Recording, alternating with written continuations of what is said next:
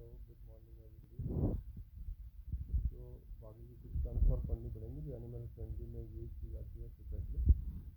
Last time we discuss so many important terms like bovine, cow, buller, heifer calf, bull calf, bobby calf, spring calf, and last term we discussed in detail was some more terms very important और like this one एक बहुत common term है जिसको बोलते हैं nymphomaniac. You can as you can see in page displayed on screen, nymphomaniac और buller. So what is it? Cow apparently always in oestrus.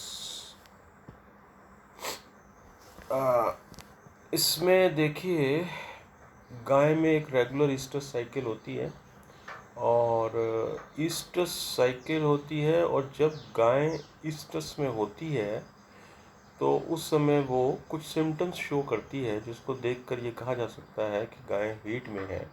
उसके कई मायने हैं जो कि आगे हम डिटेल में पढ़ेंगे। यहाँ पे फ़िलहाल आप ये मान लीजिए ईस्ट्रस साइकिल की 4 फेज होती हैं: proestrus, estrus, मेटिस्ट्रस।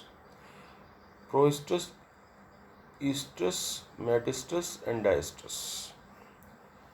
Out of which proestrus और ईस्ट्रस जो है it is predominantly estrus estrone hormone dominant phase. However, metestrus and diestrus are the 2 later stages जिनमें प्रोजेस्टेरोन हार्मोन का ब्लड प्रोफाइल हाई रहता है। Okay, so second stage estrus जो है उसमें बॉडी में ब्लड में ईस्ट्रोजन हार्मोन की अधिकता होती है, और जब ये स्टेज पास ऑन हो जाती है it is taken over by diestrus and metestrus and diestrus, sorry. तो कहने का मतलब ये है कि कुछ गायें इस प्रकार की देखी गई हैं जो हमेशा ही ईस्ट्रस में रहती हैं, या इसको आप ऐसे समझ लीजिए कि उनमें कुछ ऐसे पैथोलॉजिकल चेंज आ जाते हैं उनकी ओवरी में।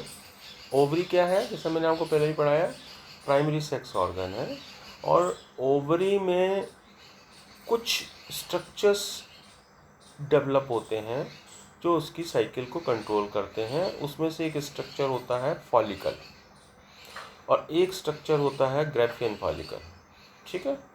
तो एक स्ट्रक्चर होता है कॉर्पस ल्यूटियम, इसको भी आगे डिटेल में पढ़ना पड़ेगा। अभी प्रेजेंट में आप इतना समझ लीजिए कि किसी ना किसी नॉर्मल सर्कमस्टांसिस में, नॉर्मल फिजियोलॉजी में हर गाय प्रोइस्ट्रस, ईस्ट्रस, मेटिस्ट्रस और डाइस्ट्रस फेजेस में से होकर गुजरती है, और ये साइकिल रिपीट होती चली जाती है आफ्टर एवरी 21 डेज, ठीक है। लेकिन कुछ रीजंस की वजह से जो ईस्ट्रस साइकिल की सेकंड फेज है ईस्ट्रस, वो परमानेंटली ओवरी में मेंटेन रहती है। कहने का मतलब ये है कि कंटिन्यूसली गाय की ब्लड में ईस्ट्रोजन हार्मोन की अधिकता रहती है। अब जब ईस्ट्रोजन हार्मोन की अधिकता रहेगी तो आप ये मान के चलिए कि वो गाय हमेशा ही हीट के सिम्टम प्रदर्शित करेगी, और ऐसी गाय को कहते हैं निम्फोमैनिक गाय और बुलर। अब इस निम्फोमैनिक गाय चूँकि वो हमेशा ही हीट में है तो हर समय वो सारे सिम्टम्स देगी, जैसे रम्भाना, anxiety, mounting on other cows वगैरह वगैरह, जो कि एक टिपिकल ईस्ट्रस फेज के ईस्ट्रस काउ के सिम्टम होते हैं।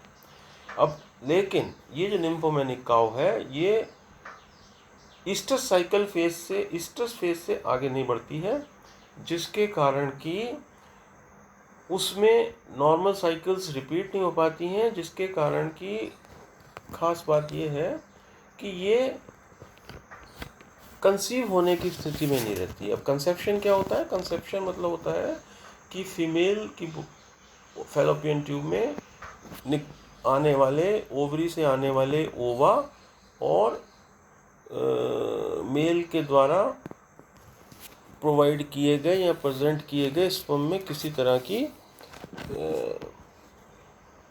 मीटिंग नहीं होगी, और जब स्पर्म और ओवम नहीं मिलेंगे तो जाइगोट का फॉर्मेशन नहीं होगा।